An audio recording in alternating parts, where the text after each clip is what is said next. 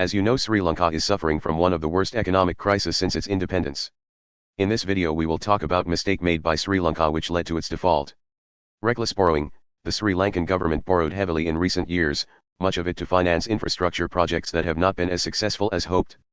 The country's total foreign debt is now over $50 billion.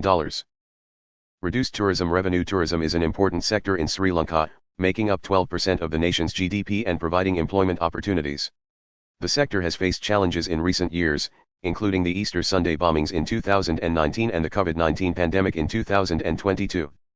Falling remittances. Sri Lankans working abroad send home billions of dollars in remittances each year, but these payments have also declined in recent years, as you can see in front of screen. A major fall in 2022. Inflation. Inflation in Sri Lanka has been rising sharply, reaching 20% in April 2022.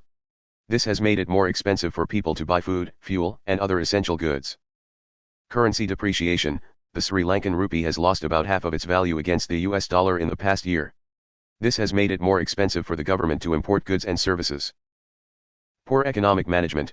The Sri Lankan government has been criticized for its poor economic management. This includes mismanaging public finances, failing to diversify the economy, and making poor decisions about infrastructure projects.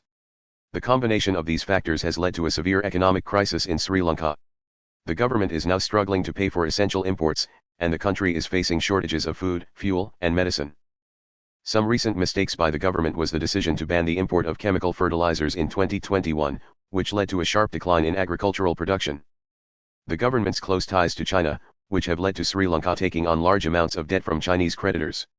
It is important to note that there is no single factor that caused Sri Lanka's economic crisis.